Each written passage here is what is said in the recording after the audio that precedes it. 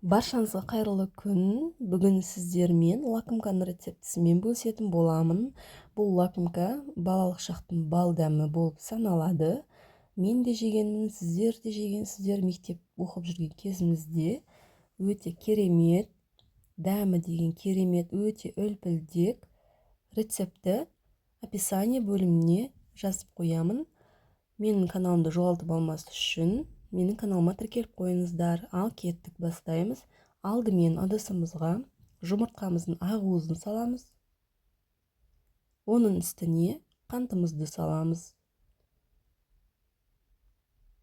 Венчиктің көмегімен жақсылап араластырамыз.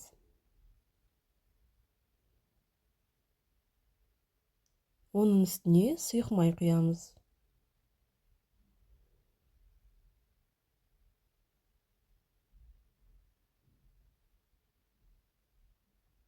Ас содасын саламыз. Жақсылап араластырып отырып, үстіне шым-шым тұз қосамыз.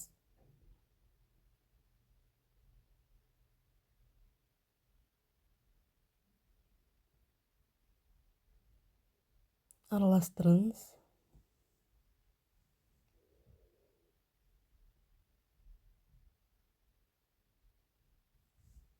Жылы суымызды құямыз. Оның үстіне ашытқымызды саламыз. Жақсылап араластырамыз. Електен өткізілген ұнымызды саламыз. Алдымен венчиктің көмегімен жақсылап араластырып аламыз. Кейін қолмен өте жұмсақ қамыр илейміз. Қамырымыз тығыз болып қалмау керек. Осындай сұйықтау болу керек, әдемі. Сол кезде үлпілдек лакомка болып шығады.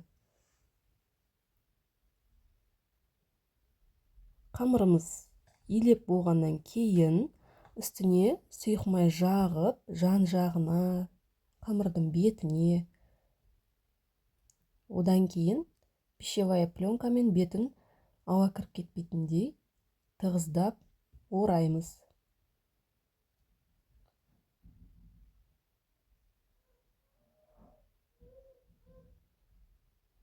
Енді жылы жерге қойып қоямыз.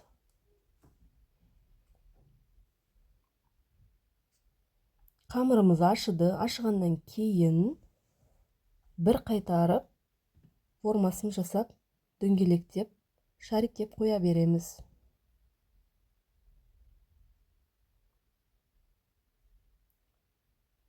Осылай шариктеп, қатты үлкен қылмай, қатты кішкентай қылмай, орташа формада лақтыра бересіздер тестаны. Менің лакомкам 10 дана шықты.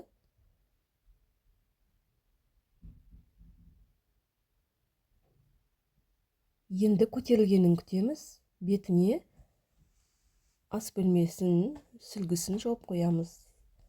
Қамырымыз көтерілгеннен кейін осылай оқтаумен жайып, ортасына май жағып, листімізға орналастыра береміз. Листімізға пергамент қағазын төсеп қоямыз. Мен үнемі осындай пергамент қағазын қолданғанды жақсы көремін. Әсіресе Поклан фирмасын. Осылай орналастыра береміз. Енді қамырымыз көтерілгеннен кейін бетіне жұмыртқаның сарыуызын жағамыз.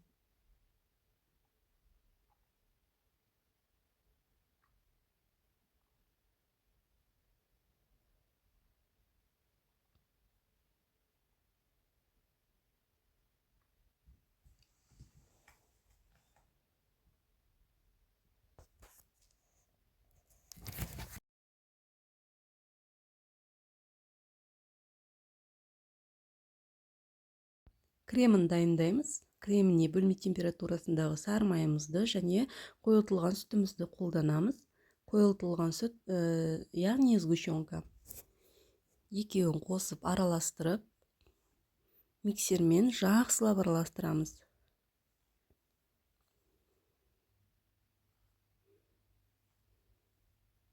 Кремді лакомка суығаннан кейін жағу керек.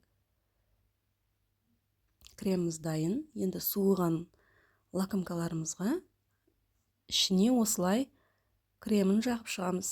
Ортасына, жан-жағына.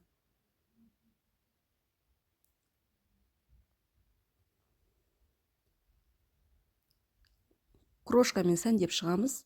Мен крошканың орнына миндаль жаңқаларын қолдандым. Өте әдемі әрі дәмді шығады.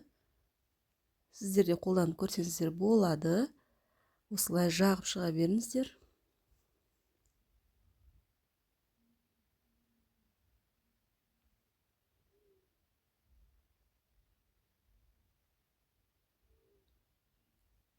Дәмі деген өте керемет болып шықты. Сіздерге жасап көруге кеңес беремін. Лайк басып, комментарий қалдырып кетіңіздер. Рецептім ұнаса, қолдап кетіңіздер. Менен сіздерге рецепт, сіздерден өзіме қолдау күтемін. Ас болсын.